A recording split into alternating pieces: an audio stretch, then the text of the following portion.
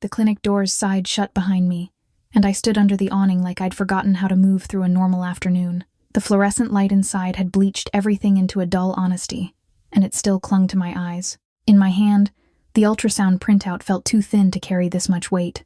Black and white shapes. A small, bright flicker, the technician had pointed out, with practiced calm. The kind of proof you can fold into your pocket, even when it rearranges your whole life. Outside, Boston was soaked in early fall rain. The sky hung low and gray, and the wind pushed mist sideways between passing cars. The sidewalk smelled like wet concrete and exhaust, with a thread of coffee from somewhere down the block. My sweatshirt stuck to my arms. My stomach wasn't exactly sick. It was hollow, like my body had decided to hold its breath until I figured out what to do. I tried to think in steps. Get to the tea. Pick up Leo. Make dinner. Make everything look normal. I could do normal. I was good at it. Leo is 6, all sharp questions and sudden tenderness. He can make a joke out of a broken crayon, then cry because his socks feel wrong. This morning he'd asked why I'd been quiet lately, and I'd told him I was tired, because tired is the safest word I know. I kissed his forehead, handed him his lunch, and smiled the way moms smile when they're trying to hide the edge of a cliff behind their teeth. Now that cliff was in my hand, damp at the corners. I stared at it and thought about the kind of mother I want to be. The kind who doesn't panic in front of her kid. The kind who finds a way. The kind who can hold fear and still keep her voice steady at bedtime. My phone sat heavy in my pocket, and I kept touching it like it might suddenly give me an answer. Not just about the pregnancy, about Ethan. Ethan Cole has been gone for 3 weeks. I can measure it in unanswered calls and the way my apartment feels louder at night. 3 weeks since he left after dinner, said he had to handle something, and then slipped out of my life like a door closing quietly in another room. No explanation that held up, no reassurance that lasted, just silence that started to feel intentional. I've tried every version of reasonable. I've told myself he's overwhelmed, that he'll come back with a story that makes sense if I don't press too hard. But the truth is, I don't know where he is. I don't know what he's tied to. And now, with this printout in my hand, I don't get the luxury of not knowing. Money doesn't let you float in uncertainty. Rent, after-school care, groceries that keep climbing, the little charges that pile up like sand in your shoes. I've been stretching my paycheck with quiet tricks, making pasta twice, buying store-brand cereal, cutting my own hair in the bathroom mirror. I don't tell anyone the exact number in my bank app because the number makes it feel like a verdict. I just keep moving, because Leo deserves steadiness even when I'm not sure I have it. I should have told Tessa Nguyen the second I walked out. Tessa is my best friend, the person who can hear the truth under my careful tone. She knows my habits, my weak spots, the way I pretend I'm fine until I'm not. She also knows Leo, knows he watches me for cues, knows I'm always balancing on the thin line between survival and hope. I pulled my phone out under the awning and wiped rain from the screen with my sleeve. My fingers felt clumsy, numb from cold and adrenaline. I opened my messages and saw Tessa's name, and relief hit me so fast it felt like safety. I lifted the ultrasound printout and snapped a quick photo, because part of me needed it to be real in more than one place. The camera focused, unfocused, then caught the grainy curve and that bright flicker that made my throat tighten. I typed a message to Tessa with the kind of honesty I only allow in private. I told her I'd just left the clinic. I told her it was positive. I told her I was scared, and that Ethan's absence suddenly felt like a trapdoor under my feet. The rain tapped the metal edge of the awning like impatient fingers. I glanced toward the tea station, already thinking about Leo's pickup time, already rehearsing my normal voice for when he ran into my arms. My thumb hovered, and the moment felt ordinary, like every other time I've reached out for help. Then I hit send. The photo slid forward. The message followed. For half a second, my shoulders dropped, like I'd handed the weight to someone who could share it. I set the phone down on top of my tote bag and let myself breathe. And then I looked at the top of the screen. Not Tessa, a different thread. A number I didn't recognize. I stared at it as the rain kept falling, and a finality settled in my gut. I told myself to calm down, told myself I'd fix it after I picked up Leo. Maybe take a quick shower to rinse off the day and reset my brain. But I couldn't shake the feeling that the smallest, most ordinary mistake had just opened a door I didn't mean to touch, and whatever notification came next would not be from her. I didn't delete the message right away. I just stood under the clinic awning with rain sliding off my sleeve, watching strangers hurry past like the world hadn't tipped. The ultrasound printout was folded in my fist, and it felt unreal that a thin piece of paper could rearrange a life. By the time I got back to my apartment in Dorchester, I was soaked through and running on habit. I kicked off my shoes, hung my jacket, and tried to make the place look normal. Leo's dinosaur backpack leaned against the wall. Seeing it tightened my throat. He was at my mom's tonight, a small mercy. But the quiet also meant there was nothing to distract me from what I was holding. I set the phone face down on the counter like it could burn me. Then I turned on the shower, because water is the only thing that reliably resets my brain. I let the hot water hit my shoulders until my muscles remembered they were allowed to unclench. I told myself I'd done the responsible thing by reaching out.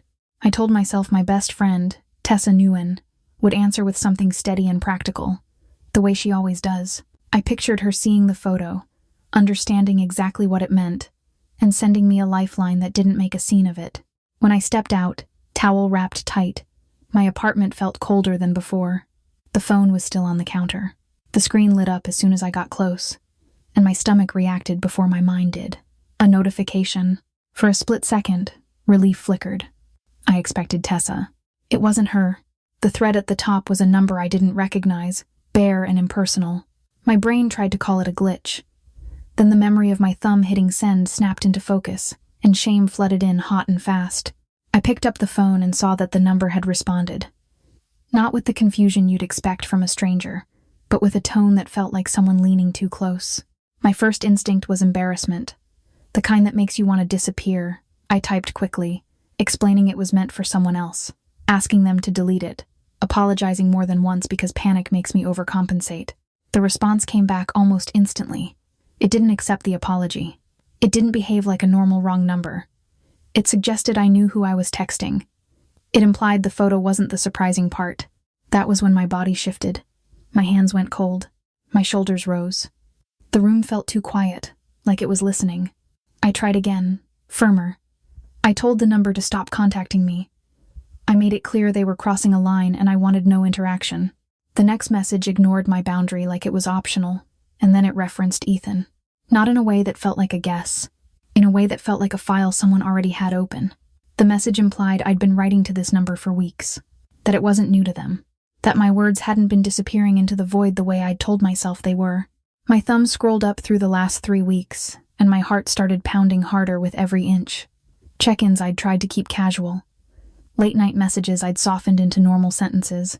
Notes about Leo's school schedule. Worries I hadn't wanted to say out loud. And underneath all of it, the thing I'd been refusing to name. Ethan Cole had vanished 3 weeks ago, and I'd been texting into silence like I could will him back. I looked at the number in the thread, then at the one saved in my contacts. They were close. A couple digits off. The kind of difference exhaustion can erase. I replayed that first night Ethan didn't come home, when my hands shook so badly I almost dropped my phone. I realized I might have typed the wrong thread and then kept going, day after day, because admitting it would have meant admitting how alone I felt. If Ethan never got my messages, then his silence meant something else.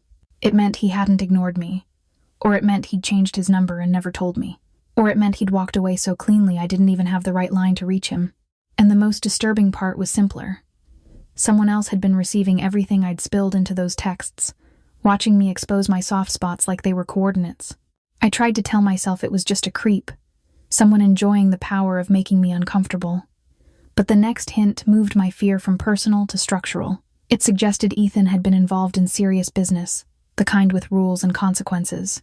It carried the quiet certainty that people like that don't let someone disappear without a reason. Not if money is owed, not if loyalty is broken. I sat on the edge of the couch, phone heavy in my palm. My mind started replaying my days without asking permission. Leo's bus stop, my coffee stop, my commute, the times I'm alone.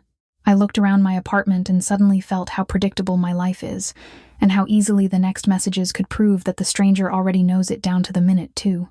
I sat there with my phone in my hand like it was a live wire, and my mind started running my life back like security footage. Leo's bus stop on the corner where the bakery smell drifts out even in the rain. The little coffee place I hit because the barista doesn't ask questions when I look exhausted. The Red Line platform where I stand under the same flickering sign, scrolling to pretend I'm not alone. Every step of my day suddenly looked like a pattern someone could memorize. I kept telling myself I was being paranoid. Boston is crowded. People notice things. But the dread wouldn't let go, because the messages didn't feel like someone guessing. They felt like someone checking boxes. Another notification came through, and my throat tightened before I even read it. The first line implied they knew my building, not just my neighborhood. It referenced the cracked front step and the way the lobby door sticks when it's humid. I hadn't posted that anywhere. I barely complained about it out loud. My eyes went to my apartment door as if the wood could answer for me. Then the next message narrowed the focus. It wasn't just where I lived, it was when I moved. It hinted at the time I usually came home, the way I always paused to dig for my keys before the porch light catches my hands. It made a small note about the nights I forget to pull the blinds all the way down. I felt exposed in a way I couldn't explain to anyone without sounding dramatic. I stood up and walked my apartment like I was doing a checklist at work. The deadbolt, the chain, the window latch in the living room, the kitchen window that never fully closes unless you shove it, the fire escape outside the bedroom, slick with rain. I listened for the hallway sounds I normally ignore. Someone's TV murmuring, water moving through pipes, a door 2 units down opening and shutting. Everything was normal. That was the worst part. Normal is what you rely on until it turns against you. I told myself to call the police. I even opened the keypad and hovered over it. But the idea of explaining this to a dispatcher made my stomach twist. What was I supposed to say? That a stranger texted me details about my life? That I might have accidentally handed them a map by pouring my worry into the wrong thread for 3 weeks? I imagined the polite questions, the delay, the report that goes nowhere because no one has technically done anything yet. And I hated how helpless that thought made me feel. From the bedroom came Leo's soft breathing, the little whistle he gets when allergies hit. I kept my footsteps light, like the floorboards could betray us. I pressed my palm to the wall, grounding myself. Another message landed. And this time it wasn't about me. It carried a detail that made my vision blur for a second, like my brain refused to process it. It implied they'd noticed Leo's habit of hopping off the bus and running ahead, like the sidewalk is a racetrack. It referenced the little blue jacket with the missing zipper pull that I keep meaning to replace. It suggested they knew I always let him press the crosswalk button because it makes him feel in charge of something. My whole body went hot, then cold. I didn't need threats. I didn't need ugly words. The fact that Leo had been observed at all turned my fear into something sharper. Protective fury isn't loud at first. It's quiet. It makes you see exits. It makes you calculate. I paced back to the kitchen and forced myself to breathe slowly, the way I do when Leo gets sick and I have to stay calm for him. I tried to think like an adult who still believes in systems, police, friends, neighbors, but all of those options felt slow, and this felt fast tonight. The next exchange shifted again, like a mask dropping. The tone stopped circling my routine and started framing everything as a problem to solve. The person on the other end acted like this was business, like I was a loose end attached to Ethan Cole, not a woman with a kid and a rent payment and a body already trying to carry too much. That was when the motive hit, heavy and exact. They claimed Ethan stole $2 million and a flash drive with sensitive material. The numbers didn't feel like a bluff because they were too clean, too specific, delivered like a fact that had been repeated many times. I stared at the screen and felt my own shame rise up like bile. Not because I had the money or the drive. I didn't. I barely had enough in my checking account to get through the month without juggling bills. The shame came from the small things I'd ignored with Ethan because I wanted to believe the best version of him. The nights he paid for dinner like it was nothing, then laughed it off when I offered my card. The way he always had cash, always had a reason, always had a story that sounded almost normal. I'd called it romance, because that was easier than calling it cover. I'd called it generosity, because that was easier than asking what kind of job makes a man that slippery. And now, with the clinic paper still on my counter, I realized how badly I'd wanted a safe story. I wanted Ethan to be the kind of man who would show up for a baby announcement, not the kind of man who could vanish and leave a debt behind him like a shadow. The person messaging me pushed for information I didn't have. They treated my denial like a delay tactic. They insisted I knew more than I was admitting. They wanted to meet in person, and my skin crawled at how quickly they tried to move from my phone into my space. I refused. I made myself do it calmly, even though my hands shook. I told them I didn't have what they wanted, and I wasn't meeting anyone. I warned them I would involve the police. I didn't know if that threat meant anything, but I needed to say it because silence felt like surrender. For a moment, nothing came back. The screen stayed still. The quiet in my apartment stretched out, and I hated how hope tried to sneak in, like maybe the boundary worked, like maybe they'd move on to someone else. I was still standing in the kitchen when the sound hit my door. Not a polite knock, not a neighbor. A hard, urgent pounding that made the peephole rattle and the frame vibrate, like someone had decided waiting was over. The pounding didn't sound like a neighbor. It sounded like a decision. My whole body snapped awake. I stood in my kitchen with my phone in my hand, staring at the door as if it might explain itself. The frame shuddered again, not frantic, measured. Whoever was out there knew exactly how to make themselves impossible to ignore. I checked the deadbolt, then the chain, then the cheap wedge I'd shoved under the door months ago after a break-in 2 floors down. The phone felt slick, like it didn't want to stay with me. I thought about calling 911 and still opened the keypad, but my thumb hovered over the numbers like they were a confession. My first thought was Leo. It was pure instinct. Even though I knew he wasn't here tonight, he was safe with my mom in Quincy. That childcare plan had been set for weeks. Now it was the only thing keeping my panic from turning into something reckless. Because if Leo had been in this apartment, I would have fought without thinking. And if I fought, I might lose the one thing that mattered more than my pride, my ability to get back to him. I forced my breathing into something quieter. I crept to the peephole and leaned in. 2 men stood in the hallway like they belonged there. Dark suits that fit perfectly, coats beaded with rain, hands relaxed at their sides. No swagger, no jittery energy. Their calm wasn't comforting, it was a warning. One of them lifted his chin slightly, just enough to tell me he knew I was watching. Not a threat, a fact. I stepped back, pressed my palm to my chest, and tried to borrow steadiness from the wall behind me. I raised my voice just enough to carry through the door and implied that police were already involved, that help was on the way. The answer came low and patient. No argument, no fear, just the quiet certainty that my bluff didn't matter. A pause followed, then a soft knock that felt even worse than the pounding. Polite. Final. My mind ran a fast inventory. Don't open. Call 911. Hide. Run. And then my brain did what it always does when Leo is involved. It measured every option against the morning, against my mother answering her phone, against Leo waking up and asking where I was. If I turned this into a scene in my apartment, I might not make it back to him quickly. If I disappeared without a trace, the people hunting Ethan could decide my son was leverage. Even if they never said it, the risk existed the moment they showed up at my door. Control wasn't about winning tonight. It was about surviving long enough to return home. I slid the chain off and cracked the door. The hallway air was colder than my apartment and smelled faintly like rain and clean cologne. The men didn't rush inside. They didn't have to. One angled his body so I could see his face clearly, and his calm made my bluff feel childish. The other kept his gaze on my hands, not my eyes. Without raising his voice, the first man made it clear I had a choice. Cooperate and be treated like a guest. Resist and be treated like a problem. The exact words didn't matter. His posture did the translating. For a split second, I thought of Ethan. Of the way he'd laughed too easily when I asked where he'd been. Of the way he'd turned questions into romance. Like my doubts were a mood he could kiss away. I'd wanted to believe him so badly that I'd called it love instead of denial. I unlatched the deadbolt and opened the door. They gave me a short time limit to get dressed and come with them. 3 minutes. Not shouted, just stated like a schedule. My stomach dropped. I nodded once, because nodding was faster than arguing. Inside, my body took over. Jeans, a sweater, sneakers, wallet, keys. I didn't grab a coat. I didn't want to look like I was packing. I wanted to look like I could still come back. Then the maternal panic hit again.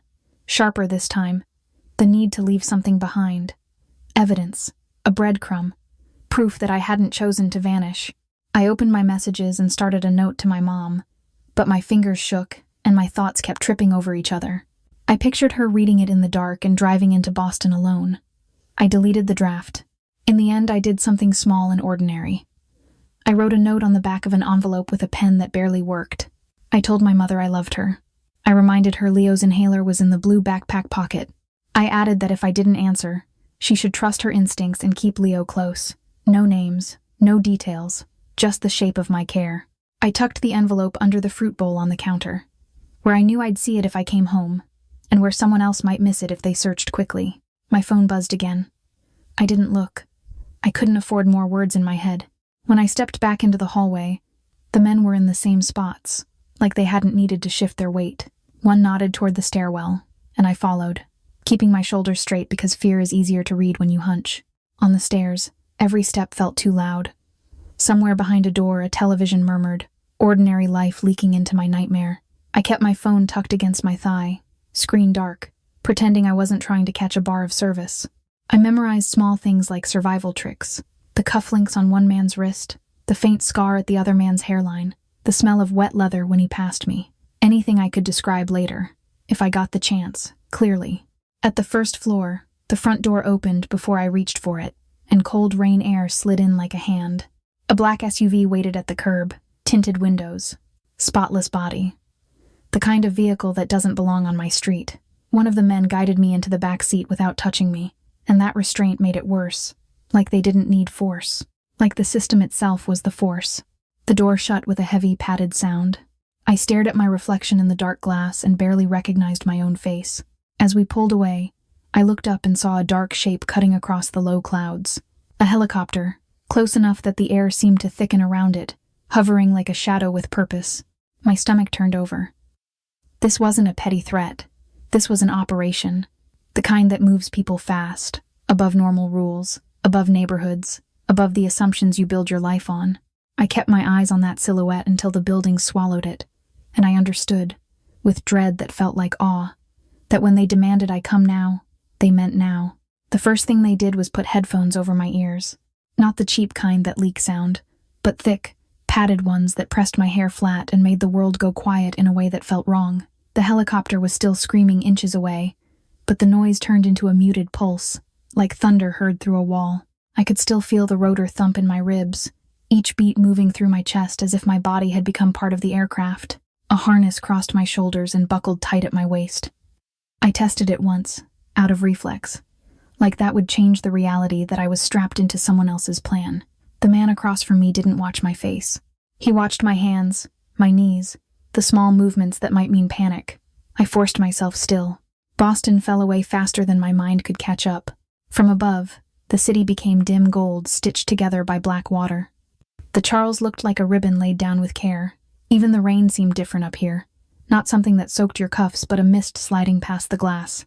I hated that a part of me noticed any of it. That part made me feel guilty, like I was betraying Leo by letting my eyes soften for a second. I pictured him at my mom's place, asleep in the bed with the lighthouse sheets, one knee bent the way he always sleeps when he's finally comfortable. I tried to imagine the exact moment he would wake up and reach for me without thinking, and the way my absence would land. I wanted to text my mother. I wanted to leave another breadcrumb, but my phone was gone. I hadn't even seen when they took it. 1 second it had been in my pocket, the next my pocket was empty, and the men acted like that was as normal as taking my shoes at the door. We moved north, past darker stretches where the land looked like velvet. I saw water again, wider now, and then the coastline, jagged and cold. The lights thinned. The city became a rumor behind us. My stomach kept lifting in small waves as we changed altitude, and every time it did, my fear surged with it, searching for something to grab. When we descended, the headphones came off. Sound rushed back in like a slap. The rotor hammered the air. My own breath sounded loud and strange, like I'd been holding it for miles. Cold wind tore at my sweater as I stepped down onto a private helipad rimmed with low lights. The air smelled of pine and salt and wet stone. It was the scent of New England when it wants you to remember winter is always waiting. For a second, everything went quiet again as the helicopter lifted and drifted away, leaving a ringing in my ears. Ahead of me, the estate rose from the cliff like it had always belonged there. Not a place that begged to be seen, not something dripping with bright glass. This was older, heavier, pale stone and dark slate, lines that felt European in their restraint, but planted firmly in the stubborn landscape. The kind of wealth that didn't perform because it didn't have to. Warm light glowed behind a few windows, not many, as if even the rooms were selective about what they revealed. A path led from the helipad through grounds that looked untouched by the rain. Gravel that didn't shift, hedges trimmed with surgical precision, trees positioned like decisions. I noticed cameras only because I forced myself to look. Tiny lenses tucked into eaves, disguised in stone, angled to cover every approach.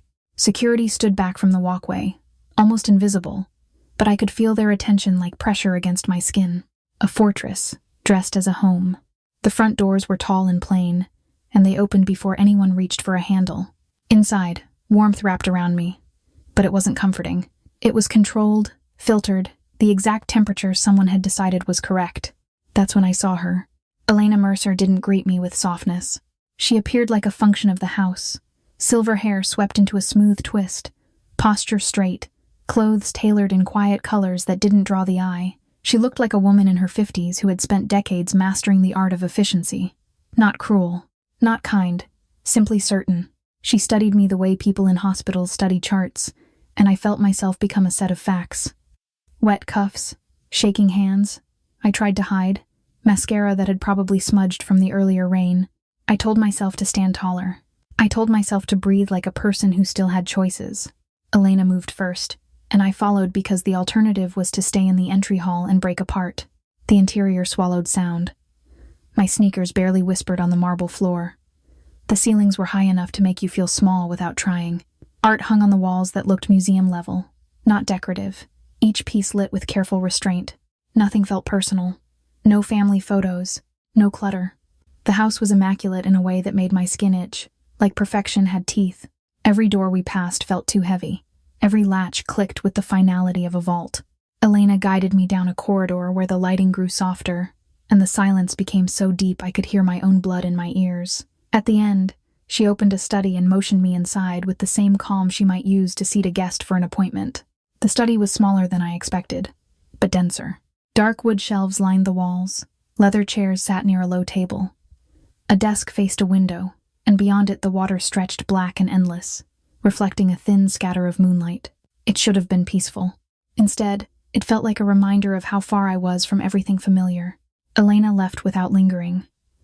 The door closed with a soft, decisive sound, and then I was alone, breathing in leather and old books, listening to the house settle, waiting for footsteps that would change my life. The study stayed so still that I started hearing things that weren't there, a clock somewhere in the hall. My thoughts kept trying to stack into neat lines, like if I arranged them correctly I could solve my way out of this. Then the air changed. I didn't hear the door open at first. I felt a presence enter the room the way you feel pressure shift before a storm. My shoulders tightened. My hands went cold against the leather chair I hadn't chosen. I stood anyway, because staying seated felt like surrender. He stepped in without hurry, and somehow that was the first thing that scared me. People who rush are excited. People who move like they have all the time in the world are certain they own it. Matteo De Luca didn't look like the cartoon villain my brain had tried to invent. No loud suit, no glitter, no performance. He wore dark, simple clothes that fit perfectly, the kind of quality you notice only because it doesn't ask to be noticed. His hair was neat. His face was calm in a way that made my throat tighten. Like emotion was something he kept behind a door he chose when to open. He looked at me once, fully, the way a professional looks at a problem. I knew I was being measured. Not just my fear, but my posture. The fact that I kept my hands visible. The fact that my eyes kept drifting to the exit like I could become a different person if I moved fast enough. He didn't crowd me. He didn't touch me. He stayed at a controlled distance, as if the room had invisible lines he never crossed unless he meant it. That restraint cracked something in my expectations. I had braced for cruelty. Instead, I got quiet power, the kind that doesn't need to prove itself. He motioned toward a glass on the desk. When I noticed what was inside, it wasn't liquor. It was water, clear and cold, already poured as if someone had anticipated thirst. That small detail landed hard. It told me he liked order. No messy intimidation. No chaos he couldn't contain. When he began to explain, his voice stayed low and even, and that made everything feel heavier. He laid it out like a business report. Ethan Cole had been in his world for years. Not a boyfriend. Not an accident. An asset who earned access through reliability and silence. Ethan learned routines, names, routes, and the parts of other men's lives they thought were invisible. Then Ethan stole. Not a few thousand. Not a bag of cash. Matteo stated it as a fact that didn't need anger to sharpen it. $2 million was gone, along with a flash drive packed with sensitive data. The kind of information that could expose people, shift leverage, and trigger retaliation from corners I couldn't even name. And then Ethan vanished 3 weeks ago. Hearing the timeline out loud made my stomach drop because it matched the hollow space in my own life perfectly. The same 3 weeks I'd been telling myself Ethan was overwhelmed. The same 3 weeks I'd been texting what I thought was his number, sending updates about Leo's spelling tests and my commute, trying to sound calm so I wouldn't feel abandoned. All that time my messages might have gone nowhere. Or worse, they might have gone to someone who was watching and waiting. Matteo didn't accuse me of helping Ethan. He treated my innocence like a probability he was testing. He conveyed that he believed I hadn't understood what Ethan was involved in. He said it like weather, as if my ignorance was inconvenient but believable. Shame still lit up under my skin, because he didn't need to list Ethan's red flags. I could feel them all at once. The sudden generosity, the vague stories, the way he kept his past foggy but wanted my trust in full daylight. I had called it romance because I wanted a break from being the woman who counts every dollar and checks every lock. Then he brought up the pregnancy. He didn't treat it like a moral judgment. He treated it like a variable that changed the whole board. I watched his eyes go briefly distant, as if he was calculating risk in real time. A baby made me more visible, more emotional, easier to pressure. It also made me more valuable to Ethan, if Ethan had anything human left in him. Mateo believed Ethan would come back for me once he realized I was pregnant. That thought made me dizzy, not because it felt tender, because it felt like a trap tightening. The ultrasound photo I'd sent by mistake suddenly felt like a signal flare. He expanded the stakes with the same calm precision. Mateo wasn't the only person hunting Ethan. Rivals were searching too. People who would use me as a shortcut, who wouldn't bother with rules or patience. In his world, the outside had become a hunting ground. He framed his estate as a wall, and he framed my presence here as the safest option he could control. My outrage rose anyway, hot and sharp. Protection I didn't choose felt like captivity. Safety that required my obedience felt like a cage lined with expensive fabric. Mateo acknowledged that without apology. He made it clear I would be treated as a guest. But guests had rules. Not the kind you negotiate. The kind you follow if you want to keep breathing easily. He conveyed the boundaries in plain terms. I wouldn't leave the property. I wouldn't have unsupervised access to a phone. I wouldn't wander. Meals would come to me. Medical care would be available. A suite would be comfortable enough to make me forget, for a second.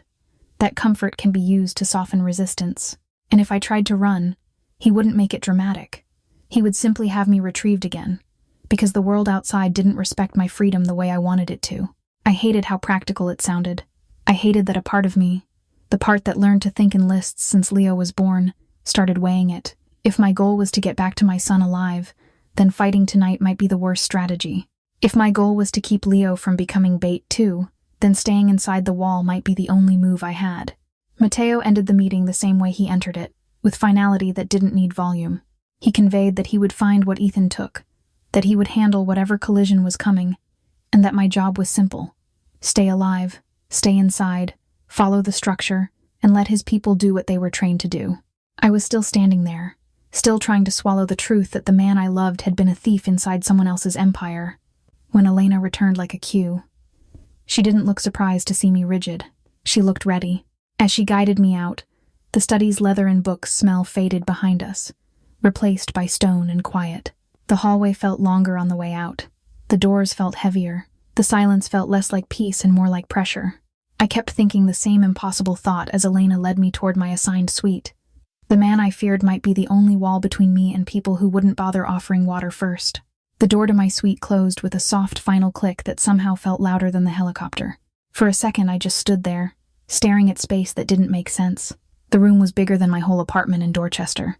A 4-poster bed sat like a piece of history, white linens pulled so tight they looked pressed.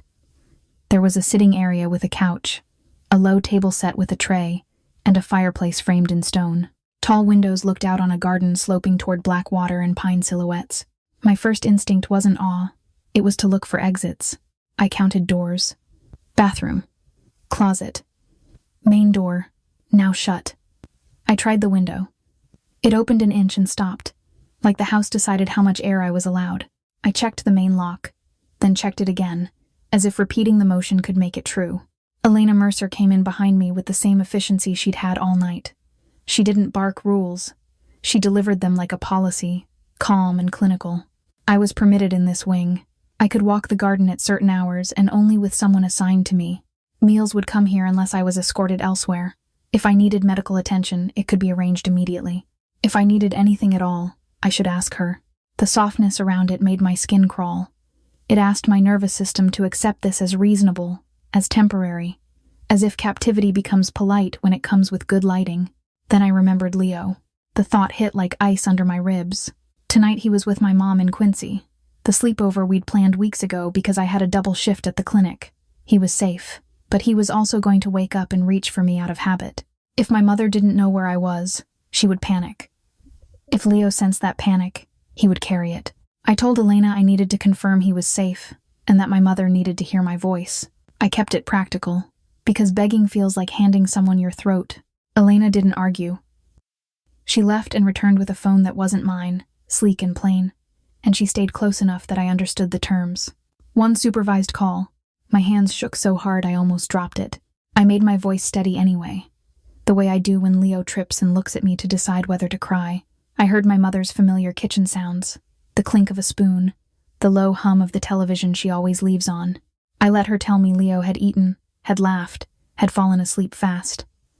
I told her I was dealing with something unexpected, that I was safe, and that she should keep his morning normal. I didn't give her a location or a story. I gave her my voice, steady and alive, and that was all. When the call ended, Elena took the phone without a pause, like she'd been holding her breath too but would never show it. The tray on the table pulled my attention next. Soup that smelled like real vegetables, toast cut into neat triangles, fruit, washed and sliced. Next to it, a mug of tea that steamed gently, with the subtle scent of chamomile. No caffeine bite. Decaf.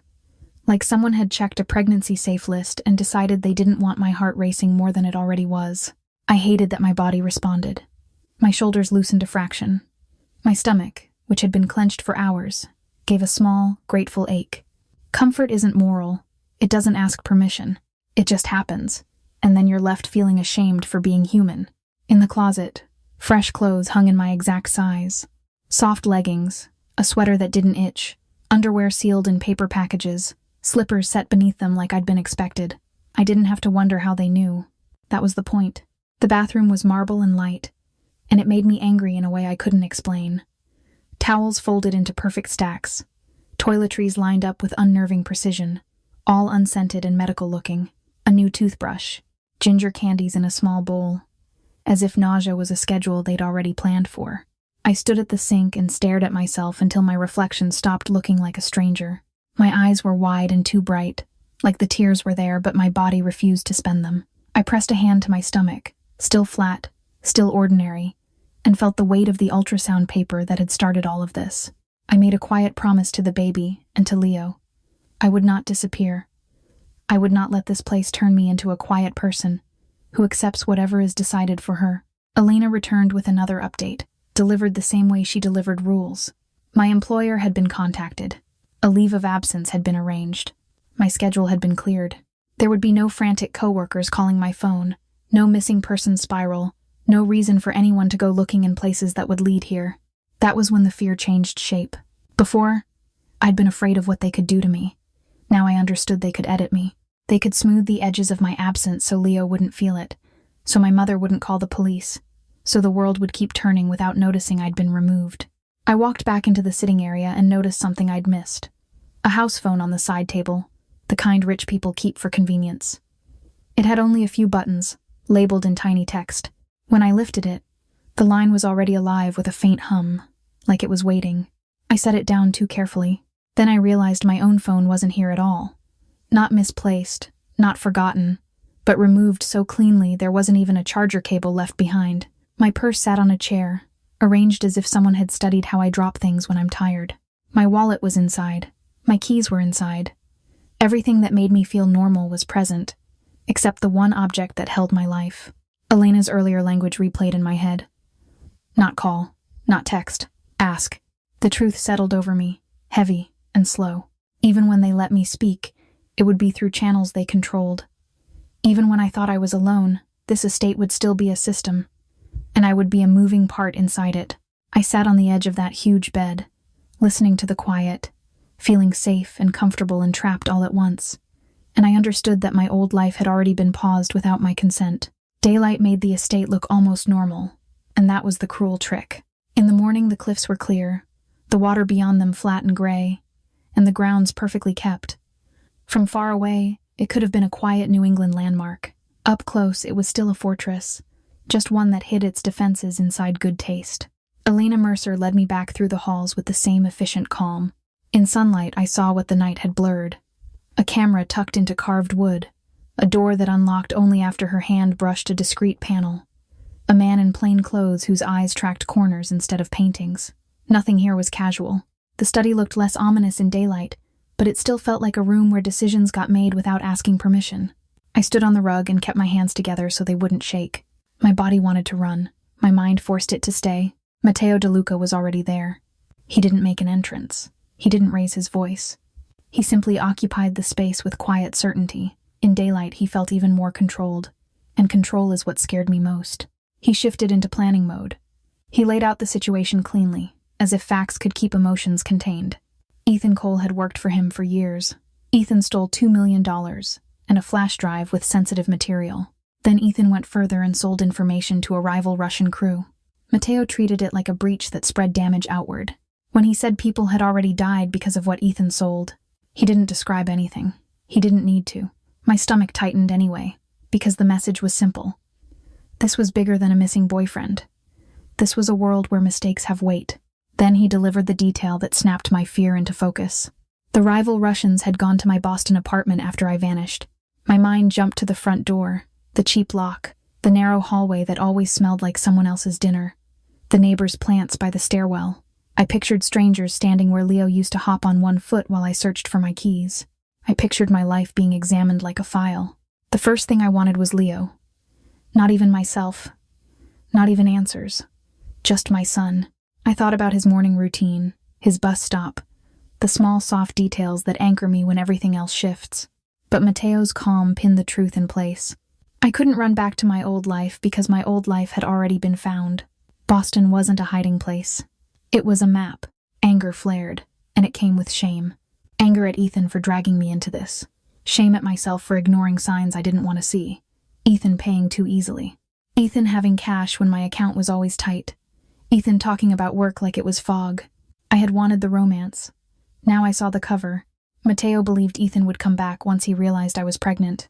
Not because Ethan had a pure heart, but because emotion can be used. The plan was to pull him into a public meeting. A place where he would feel safe enough to show up, where he could be watched without being startled into another disappearance. Matteo would be nearby but unseen. His team would blend in, ready to close in only if needed. I pushed back inside myself, insisting I wanted answers more than I wanted to play a role. But the plan was built around the fact that Ethan still knew my face and my body, and now he would know the baby too. Matteo's people would be scattered through the location like background noise. A couple at a corner table, a man with a laptop, someone lingering near the door.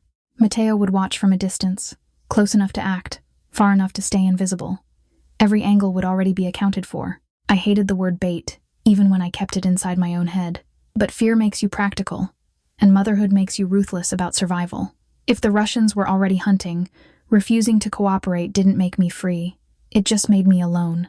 That was when Matteo introduced the two things that turned planning into reality. He placed a pendant on the table. It was small, classic, and beautiful in a quiet way. The kind of jewelry that looks like it has a family story. And that was exactly what made it unsettling. Matteo explained it wasn't decoration. It would track me. It would listen. A mic and a locator, packed into something that could rest against my skin and look innocent. The violation hit first. Being wired felt like being reduced to evidence. Then the second feeling arrived, colder and harder. Relief. Because if something went wrong, this pendant might be the reason Matteo's team got to me in time. I hated that relief. I hated that it made sense. He gave me a code word too. Honeymoon. One simple word that could be spoken in a normal sentence without drawing attention. A clean trigger for intervention. If I said it, his people would move immediately. No debate. No waiting for me to explain. I repeated it silently, trying to make my mouth remember it. Honeymoon. Sweet on the surface, sharp underneath. We crafted the message for Ethan with careful restraint. Mention the pregnancy. Keep it personal enough to hook him. Keep it calm enough not to warn him. A time and a place that felt casual, not like a trap. The meet was set for 3 p.m. That time hit me like a clock dropping. 3 p.m. was ordinary. 3 p.m. was when my son might be eating lunch at my mother's kitchen table. 3 p.m. was now a countdown. Elena returned with city clothes. A dress that fit like it belonged to a steadier version of me. A coat that smelled new. Shoes meant for sidewalks, not marble floors. When Elena fastened the pendant at my throat, it settled against my skin with a small, intimate weight. It felt like protection. It felt like ownership. It felt like both, and I couldn't separate them. As we left the study and moved toward the waiting car, the estate stayed bright and beautiful behind me. I carried the code word behind my teeth like a prayer I didn't fully trust. Honeymoon. And ahead of me, the day narrowed down to one ordinary time that now meant everything: 3 p.m. At 3 p.m., I looked like any other woman in Boston killing time over coffee, not a woman sitting inside a trap I helped set. The cafe was quiet in that expensive, careful way. Warm wood, low music, a pastry case arranged like art. The air smelled like espresso and sugar, and every sound landed too cleanly. A spoon on porcelain, the hiss of milk steaming, the little chime over the door that kept snapping my nerves awake. I chose a table with sightlines to the entrance and the window's reflection of the street. It wasn't bravery. It was math. My fingers kept drifting to the pendant at my throat. Simple, pretty, normal. Under my fingertips, it warmed slowly, and the warmth made my skin crawl because it reminded me what it really was. A tracker. A mic. A leash disguised as jewelry. I hated how quickly my body treated it like safety anyway. One word sat in my mind like a loaded switch. Honeymoon. I tried to breathe normally. In, out, in, out. I kept thinking about Leo at my mother's apartment. Safe tonight because of a plan that used to feel ordinary. I pictured him brushing his teeth, asking for one more story, trusting I would be there in the morning. That trust was the only thing keeping me upright. 3 p.m. slid past. Every time the door opened, my chest tightened. I kept telling myself Ethan might not show, that maybe this would end with me walking out and going back to my son. Then the chime sounded again. Ethan Cole stepped inside like the room was hostile territory, baseball cap low, hoodie under a thin jacket. Wrong for early fall rain. He looked thinner than I remembered, like sleep had stopped being a place he could stay. His eyes swept the cafe for angles and exits, not for comfort. My heart betrayed me with recognition first. Then anger followed, hot and immediate. There were tiny familiar motions that hit me like a bruise. The way he rubbed his thumb along his knuckle, the way his gaze found mine and held for a beat too long. For a second I saw the man who carried Leo to bed when my arms were tired. Then I saw the rest of him, a man checking reflections, a man built for trouble. He came to my table fast and sat with an urgency he couldn't hide. I didn't reach for him. I kept my hands close to my cup, close to the pendant, close to whatever control I had left. He tried to explain the last 3 weeks without really explaining. He conveyed that silence was protection, that disappearing was a shield. The story sounded almost noble if you didn't look at the damage. Under it, I felt a push to steer me, to pull me into his version of reality. So I dropped the truth between us. I told him about the clinic and the ultrasound paper that still felt too bright to belong to my life. I told him I was pregnant. I didn't soften it. I let it land like a fact that couldn't be argued away. His face changed. Shock, real and messy. His eyes flicked to my stomach and back up, and I saw guilt flare, then the quick shift of his mind rearranging everything around this new weight. The baby made me more vulnerable. The baby also made me more valuable. And that thought turned my stomach cold. Almost immediately, he started trying to place me, not with a clean question I could repeat, but with the shape of his attention. How he kept circling details. How he watched the door like he expected someone to walk in. How he angled his body like he might need to stand fast. He tried to wrap it in concern. It felt like reconnaissance. The pendant warmed against my pulse. Ethan talked about money like it was the only language that mattered. He admitted he took $2 million, and he framed it as a future he stole for us. He said he grabbed a flash drive with sensitive data for leverage. He spoke as if danger was just a price tag. He kept returning to the Russians. Through the rushed logic and the restless scanning, I understood he believed they were hunting him. He claimed he left to keep them away from me, that the only way to survive was to disappear fast and stay moving. A part of me wanted to believe him because believing him would mean I wasn't simply abandoned. Hope rose anyway, fast and sweet. Then Leo's face cut through it. Leo didn't need a fantasy. He needed a mother who made choices that held up in daylight. The baby inside me needed the same thing. I watched Ethan with a new kind of clarity. I noticed how quickly he moved from emotion to logistics, how he softened his expression right before he tried to guide me, how he never asked what I wanted, only what I would do. His version of safety required obedience. My anger sharpened. If he stole for us, why didn't he trust me with the truth? If he left to protect me, why did he let me walk into that clinic alone? If he cared about Leo, why did he vanish without a plan for the boy who had started to believe in him? I could feel the pendant when I swallowed. I imagined Mateo's perimeter, men placed in ordinary corners, waiting for one word from my mouth to move. It should have comforted me. Instead, it made me feel exposed. Ethan pressed urgency harder. He had a way out that didn't involve the front door. He wanted us moving now, before anyone could stop us. He kept glancing toward the back, toward a service hallway that suddenly felt like the mouth of a tunnel. I felt trapped between two cages, a luxury one with rules, and a moving one with panic. Honeymoon pulsed in my mind again. I could end this. I could trigger the intervention, but I needed one more thing from Ethan. The moment where he'd show me who he was when the plan didn't go his way. So when he rose and signaled for me to follow, my body moved before my courage caught up. I stood. My knees went light, then steadied.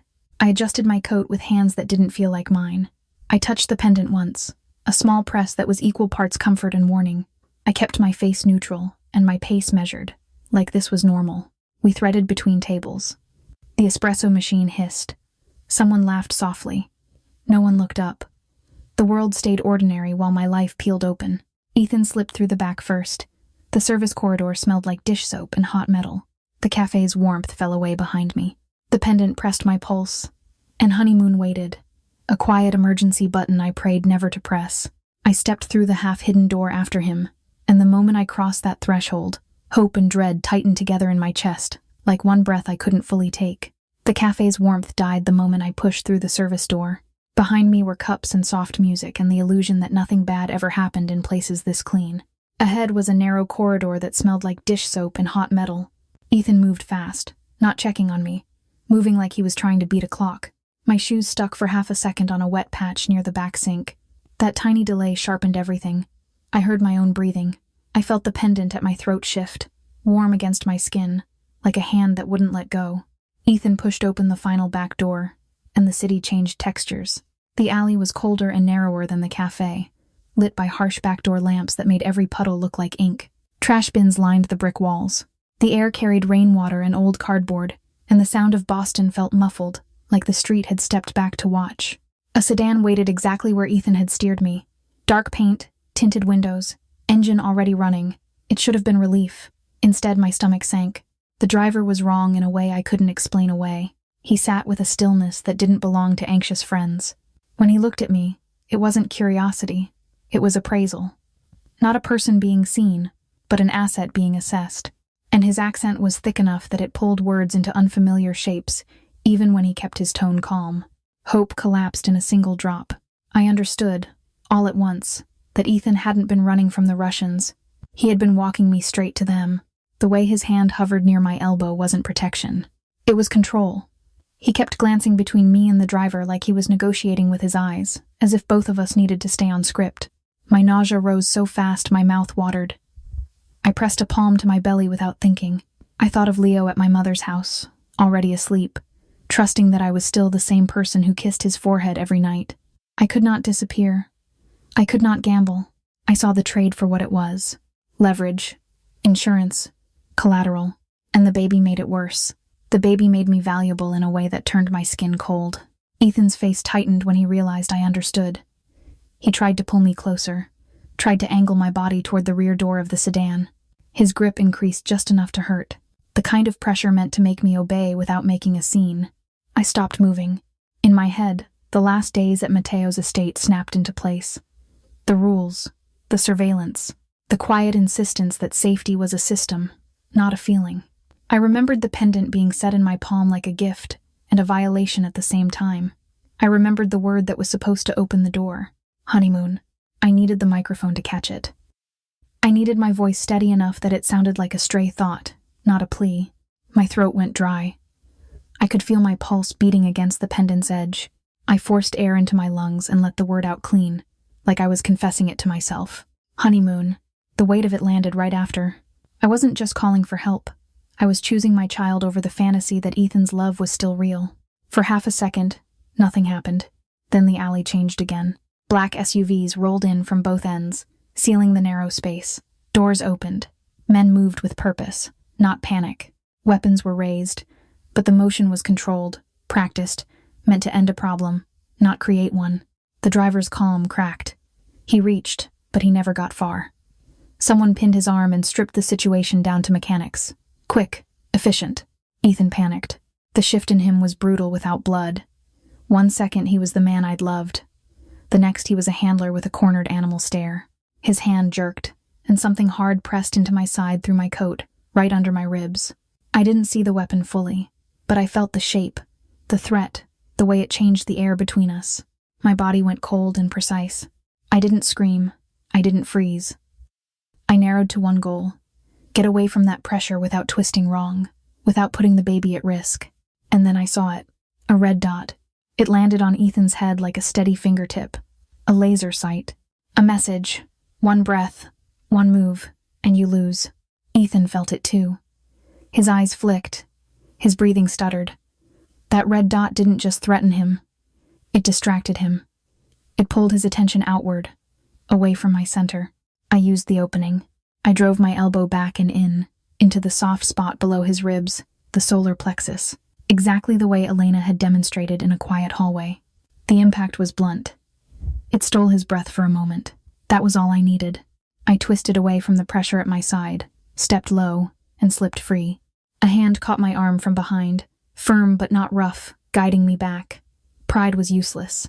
I kept my palm on my belly as if I could hold my child in place through sheer will. Ethan staggered, coughing, still reaching. Hands took him. The weapon disappeared from his control with the same efficiency the driver had been handled. There was no chaos for its own sake, just a system closing in. And then Matteo De Luca was there. He wasn't wearing tactical gear. No vest, no helmet, no costume. He wore dark clothes that looked expensive because they fit him. Because he moved like the world made room. His presence cooled the alley. Men with guns became background. He didn't need to shout. I watched Ethan try one last maneuver, the oldest trick in his book. He tried to turn the baby into an argument, tried to frame himself as necessary, tried to make me doubt the choice I'd just made. Something in me went quiet. I saw the mask. I saw how easily love became a tool. Grief hit, sharp and clean, but it didn't make me weak. It made me clear. Matteo looked at me for a beat, and I felt the strange, complicated safety of being seen by someone who wasn't pretending. His concern was contained, controlled, but real. He motioned, and his people moved me toward the nearest SUV. As I climbed inside, my legs shook hard enough that the seat felt like it was moving. I pressed my fingers to the pendant again, not in gratitude, but in disbelief that a single word had split my life into before and after. The door shut. The alley vanished behind tinted glass. I sat there breathing, alive, and realized my definition of home had shifted toward the one place I'd sworn I would never accept. Matteo's world had saved me, and that terrified me almost as much as Ethan's betrayal. Outside, I caught a final glimpse of Ethan on the wet pavement, restrained, still twisting like a man trying to rewrite reality. Matteo's hand hovered near my back, never quite touching, steering me anyway. Inside the SUV, the air smelled like leather and rain. I fumbled for my phone, then remembered it didn't matter. I just kept breathing and thinking of Leo's routine. Was Matteo my protector, my captor, or both, and what could I possibly choose now that the fantasy was dead? I barely remember the first turn the SUV took. I remember the sealed hush, and my own breathing sounding too loud in a space that smelled like rain and leather and someone else's control. My hands wouldn't stop shaking. Outside the tinted glass, Boston slid by in fragments, brick, wet pavement, taillights. Yet none of it felt like my city anymore. The alley replayed in flashes. Ethan's grip, that hard pressure at my side, the red dot, the way my elbow found the soft spot under his ribs because my body chose survival before my mind could catch up. Every blink brought the moment my hope snapped in half. The men in front didn't look back. They didn't need to. Even the route felt rehearsed. I wasn't rescued. I was transferred. The pendant rested at my throat, warm from my skin, heavier than it should have been.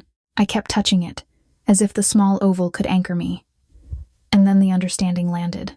The word I'd forced out, honeymoon, hadn't been a random thought. It had been a key inserted into a lock that was already waiting. That realization hit harder than the weapon ever could, because it meant someone had been listening the whole time, not just at the cafe, not just in the alley, listening while I believed I still owned my privacy, listening while I tried to be brave. My mouth tasted metallic. I swallowed and tried to breathe the way I used to when Leo woke from nightmares and needed me steady. My body didn't believe the trick. It kept bracing. The SUV slowed into a secured entrance that looked ordinary until you noticed the details. The camera angles, the barrier that rose without a pause, the way 2 doors had to open before one would. I was guided inside with hands that never grabbed, only steered. Kindness could still be a leash. The medical check happened in a quiet room that smelled like clean sheets and antiseptic. A cuff tightened around my arm. A calm voice spoke near me. More rhythm than words. Someone asked what mattered. How far along? Any bleeding? Any pain? I heard myself answer no, no, no. Like I was bargaining with the universe. When cool gel touched my skin, memory surged fluorescent lights, thin paper, my own shock leaving the clinic. I stared at the ceiling and tried not to cry. Then there was a brief, steady pulse, and my chest loosened in a small, shaking collapse. Relief didn't feel like joy. It felt like permission to keep standing. In that quiet, I spoke to the baby the way I speak to Leo when he can't sleep. I apologized for the risk. I promised I would stop confusing fear with fate. I promised I would plan, hold the line, and never gamble my children's lives for a story that wants to be beautiful. By the time I was escorted out, my hands had steadied, but my thoughts were sharp. Matteo De Luca was waiting in a corridor that looked too elegant to admit violence. His face gave nothing away, yet his attention landed on me like weight. I felt comfort and threat in the same breath. He didn't carry the energy of a man relieved he'd arrived in time. He carried the energy of a man confirming that a plan had worked. And that was the second truth I had to swallow. The trap in the alley hadn't sprung by accident.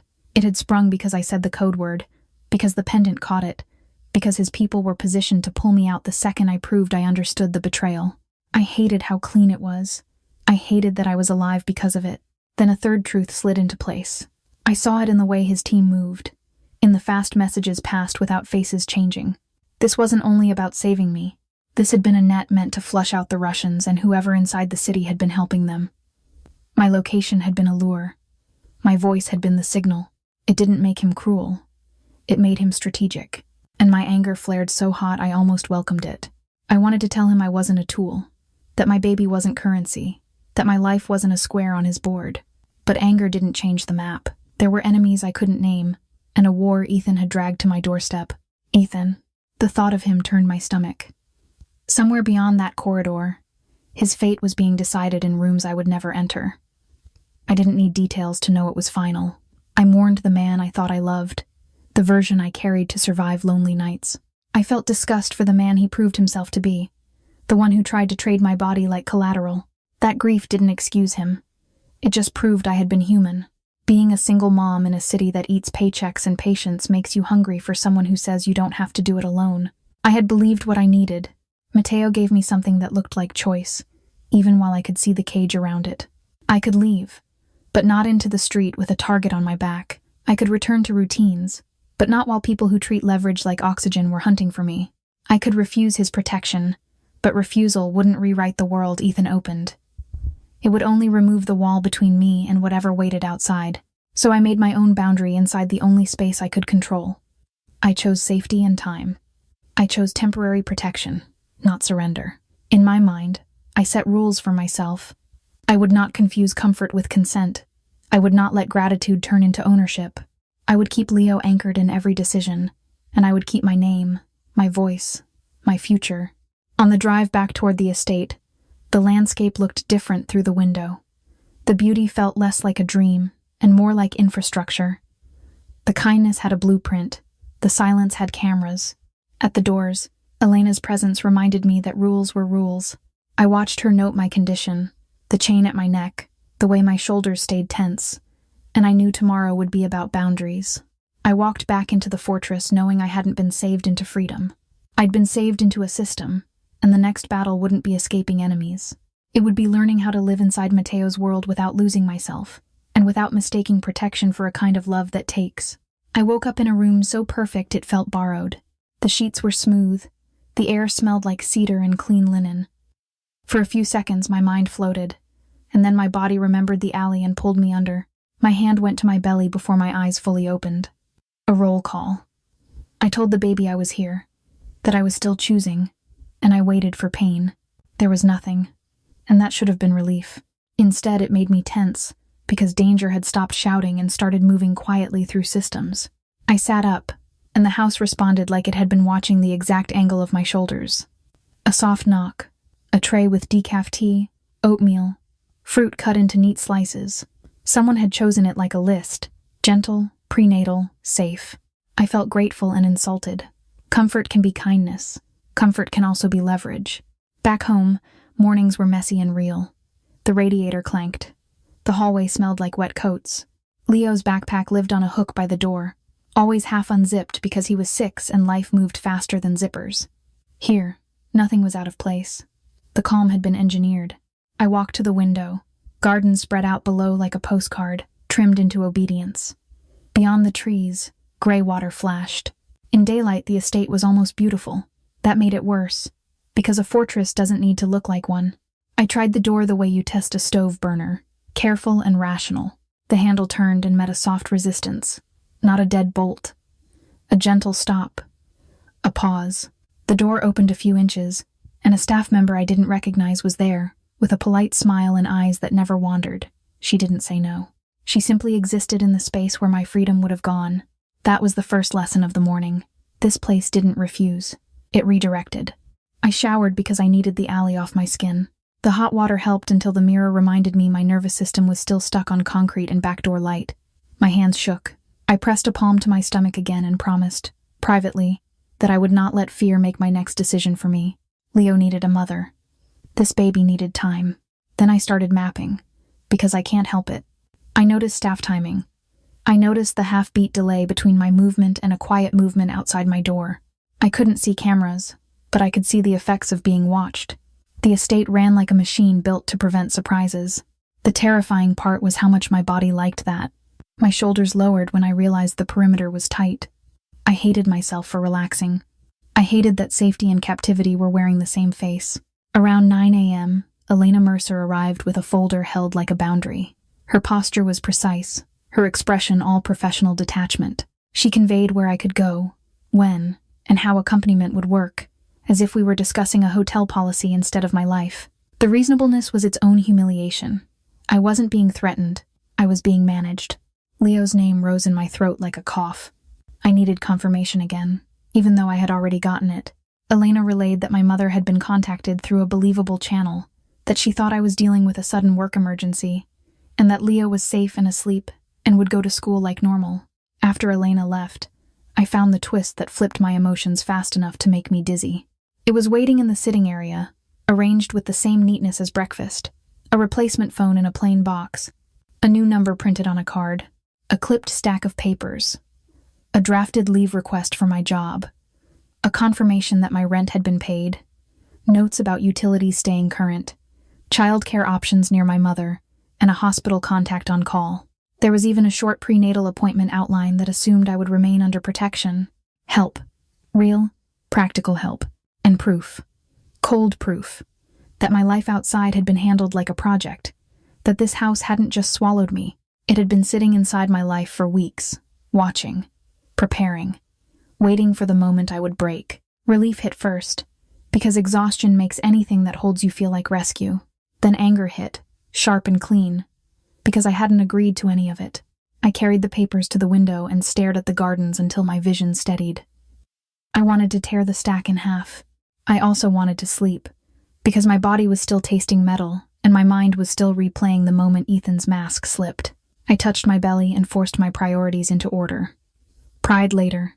Survival now. That was when Mateo entered. So quietly he seemed to arrive with the room itself. He didn't rush me. He didn't crowd me. He stopped at a distance that felt chosen, like he understood that proximity can be violence even without touch. His presence carried authority the way the estate did. Understated, controlled, inevitable. I understood what he meant without needing a speech. He had contained the fallout. He had built a cover story that protected my mother from panic and protected Leo from questions. He had made my outside life look continuous so enemies couldn't track the gap. He had done it with logistics, not drama. My chest tightened anyway. Protection didn't erase consent. Efficiency didn't excuse intrusion. So I set boundaries with clarity instead of pleading. I anchored them in my children. I needed predictable contact with my mother so Leo wouldn't feel me vanish again. I needed information about the threat, not just instructions. I needed medical decisions to involve me. I needed movement inside the estate, even limited, because confinement turns fear into rot, and I needed him to stop making choices about my identity without my approval. I expected irritation. What I saw instead was a man who recognized a line and absorbed it like a rule. His reaction wasn't softness, it was discipline. He didn't treat my boundaries as an inconvenience. He treated them as data, as structure, as something that could exist inside his machine without breaking it. That surprised me. It didn't comfort me, it complicated me. When he left, the room didn't feel lighter. It felt heavier, because the truth was clear now. Freedom wasn't a feeling. It was leverage. On paper, I could walk out. In reality, walking out without power would turn me into bait again, in a city full of people who saw value where I saw life. I sat down and held the pendant until it warmed my fingertips. I admitted something I hated admitting. Part of me felt safe for the first time in a long time. Not loved, not saved. Safe. And safety under someone else's control is its own kind of threat. By late afternoon, Elena returned with another folder, thinner and more formal. I didn't open it right away. I held it like a contract I hadn't signed. I could feel the shape of the offer inside. Legal cover, identity shielding, financial stability, a public arrangement designed to stop the hunting. It would sound like freedom on paper. It would demand a price in trust, and maybe in the version of myself I thought I was allowed to keep. I took a slow breath and made myself ready to hear it, because naivety had already almost gotten me killed. I didn't wake up to sirens anymore. That was the first strange gift. Around 7 a.m., the house was quiet in a way my Boston apartment never managed. No neighbors stomping down the hall. No bus brakes squealing outside my window. Just soft air moving through old rooms, and the faint sound of water somewhere far off, like the world exhaling. My body didn't trust it. I lay still for a minute, waiting for my pulse to jump for no reason, waiting for the memory of harsh backdoor light and damp pavement to shove itself into the present. It still came, but softer now, like a scar being pressed instead of a wound being reopened. I put my hand over my belly and felt the steadiness there. Not the kind of steadiness that means nothing bad can happen. The kind that means I'm still here. The baby is still here. We made it through one more night. I used to measure my mornings by panic and math. Leo's cereal, Leo's shoes, a bus stop time to the minute, rent due dates, the exact number of dollars between me and a problem I couldn't fix. And then, those 3 weeks after Ethan vanished, my mornings became something worse. Waiting for a text that didn't come, waiting for a knock at my door that did. Now my mornings had a different rhythm, and I had to teach my nervous system how to live inside it. I swung my feet onto the floor, cold stone, clean, real. I walked to the mirror and studied my own face like it belonged to someone I was responsible for. Under the softness, there was a new sharpness. My eyes looked like they'd learned something I couldn't unlearn. In the bathroom, the steam rose and wrapped around me, and for the first time since the clinic, I let myself remember the ultrasound without the wrong number, without the pounding, without the alley, just the image. Just the fact that I was growing a life while my own life was being hunted. I used to think motherhood was all instinct and sacrifice. It is, but it's also negotiation. It's drawing lines where other people think you have none. It's learning that love doesn't mean letting someone take your choices. When I came out, there was a tray again. Decaf tea. Food that didn't make my stomach twist.